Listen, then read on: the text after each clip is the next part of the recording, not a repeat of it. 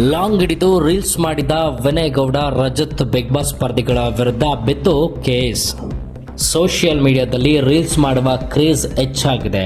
Creative ಆಗಿ reels ಮಾಡಬೇಕು ಎನ್ನುವ ಭರಾಟೆಯಲ್ಲಿ ತಪ್ಪು ಸಂದೇಶ ಸಾರುವ ವಿಡಿಯೋಗಳನ್ನು ಪೋಸ್ಟ್ ಮಾಡುತ್ತಿದ್ದಾರೆ.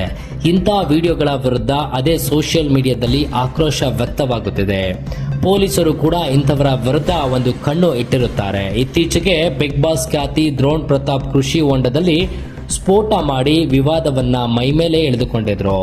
ಈಗ ಇನ್ನಿಬ್ಬರು ಬಿಗ್ ಬಾಸ್ ಸ್ಪರ್ಧಿಗಳು ಹೀಗೆ ರೀಲ್ಸ್ ಮಾಡುವುದಕ್ಕೆ ಹೋಗಿ ಪೇಚಿಗೆ ಸಿಕ್ಕಾಕಿಕೊಂಡಿದ್ದಾರೆ. ಬಿಗ್ ಬಾಸ್ 10 ಸ್ಪರ್ಧಿಯ ವಿನಯ್ ಗೌಡ ಹಾಗೂ ಬಿಗ್ ಬಾಸ್ 11ರ ಸ್ಪರ್ಧಿ ರಜತ್ ವಿರುದ್ಧ ಪೊಲೀಸರು FIR ದಾಖಲಿಸಿದ್ದಾರೆ. ಕೆಲವು ದಿನಗಳ ಹಿಂದೆ ಲಾಂಗ್ ಹಿಡಿದು ಇಬ್ಬರು ರೀಲ್ಸ್ ಮಾಡಿದ್ದರು. ಅದು ಸೋಷಿಯಲ್ ಮೀಡಿಯಾದಲ್ಲಿ ವೈರಲ್ ಆಗಿತ್ತು.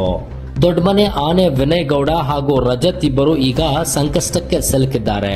ಲಾಂಗ್ ಹಿಡಿದು ವಿಡಿಯೋ ಮಾಡಿದ ಹಿನ್ನೆಲೆಯಲ್ಲಿ ಇವರಿಬ್ಬರ ವಿರುದ್ಧ ಬಸವೇಶ್ವರ ನಗರ ಪೊಲೀಸ್ ಠಾಣೆಯಲ್ಲಿ ಶಸ್ತ್ರಾಸ್ತ್ರ ಕಾಯ್ದೆಯಡಿ FIR ಅನ್ನ ದಾಖಲೆ ಮಾಡಲಾಗಿದೆ. ಅಷ್ಟಕ್ಕೂ ಈ ವಿಡಿಯೋದಲ್ಲಿ ಏನಿದೆ, FIR ದಾಖಲು ಮಾಡುವಂಥದ್ದು ಏನಾಗಿದೆ ತಿಳಿಯುವುದಕ್ಕೆ ಮುಂದೆ ನೋಡೋಣ ಬನ್ನಿ.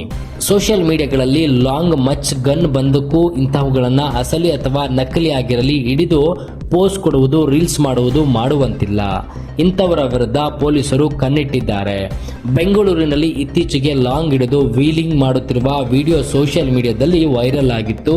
ಅಂಥ ವಿಡಿಯೋಗಳ ವಿರುದ್ಧ ಜನರು ಆಕ್ರೋಶ ಹೊರ ಹಾಕಿದ್ದರು.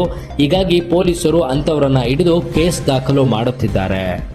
ಬೆಂಗಳೂರಿನ ಟ್ರಾಫಿಕ್ ಪೊಲೀಸ್ ಹಾಗೂ ಸೈಬರ್ ಸೆಕ್ಯೂರಿಟಿ ವಿಂಗ್ ಸೋಷಿಯಲ್ ಮೀಡಿಯಾಗಳಲ್ಲಿ ಹೀಗೆ ಆತಂಕ ಹುಟ್ಟಿಸುವಂತ ರೀಲ್ಸ್ ಮಾಡುವವರ ಮೇಲೆ ಕಣ್ಣಿಟ್ಟಿದ್ದಾರೆ. ಇಂತಹ ವಿಡಿಯೋಗಳನ್ನ ಸೋಷಿಯಲ್ ಮೀಡಿಯಾದಲ್ಲಿ ಹಾಕಿದ್ದಲ್ಲಿ ಕೇಸ್ ದಾಖಲಾಗುತ್ತದೆ. ಈಗ ಬಿಗ್ ಬಾಸ್ ಸ್ಪರ್ಧಿಗಳು ವಿನಯ್ ಗೌಡ ಹಾಗೂ ರಜತ್ ವಿರುದ್ಧ ಆಗಿದ್ದು ಕೂಡ ಇದೇನೆ. ರೀಲ್ಸ್ ಮಾಡುವ ಭರಾಟೆಯಲ್ಲಿ ಲಾಂಗ್ ಹಿಡಿದು ರಸ್ತೆಯಲ್ಲಿ ಓಡಾಡಿದ್ದರು. ವಿನಯ್ ಗೌಡ ಹಾಗೂ ರಜತ್ ಇಬ್ಬರು ಹೆಚ್ಚು ಕಡಿಮೆ ಒಂದೇ ಕಾಸ್ಟ್ಯೂಮ್ ನಲ್ಲಿ ಕೈಯಲ್ಲಿ ನಕಲಿ ಲಾಂಗ್ ಹಿಡಿದು ರೀಲ್ಸ್ ಮಾಡಿದ್ದರು. ಆ ರೀಲ್ಸ್ ಅನ್ನ ರಜತ್ ತನ್ನ ಇನ್ಸ್ಟಾಗ್ರಾಮ್ ಖಾತೆಯಲ್ಲಿ ಶೇರ್ ಮಾಡಿದ್ದರು. ಹೀಗೆ ಲಾಂಗ್ ಹಿಡಿದು ವಿಡಿಯೋ ಮಾಡುವುದು, ರೀಲ್ಸ್ ಮಾಡುವುದು ಕಾನೂನು ಬಾಹಿರ ಆಗಿದೆ. ಇದರಿಂದ ಸಾರ್ವಜನಿಕರಲ್ಲಿ ಭಯದ ವಾತಾವರಣ ಸೃಷ್ಟಿಯಾಗಿದೆ ಎಂದು ಆರೋಪ ಮಾಡಿದ ಬೆನ್ನಲ್ಲೇ ಬಸವೇಶ್ವರನಗರ ಪೊಲೀಸರು ದೂರನ್ನ ದಾಖಲು ಮಾಡಿದ್ದಾರೆ. ಮತ್ತಷ್ಟು ಸುದ್ದಿಗಳಿಗಾಗಿ ನೋಡ್ತಾ ಇರಿ ಪಬ್ಲಿಕ್ ನ್ಯೂಸ್ 24x7. ಇದು ಸತ್ಯದ ಧ್ವನಿ.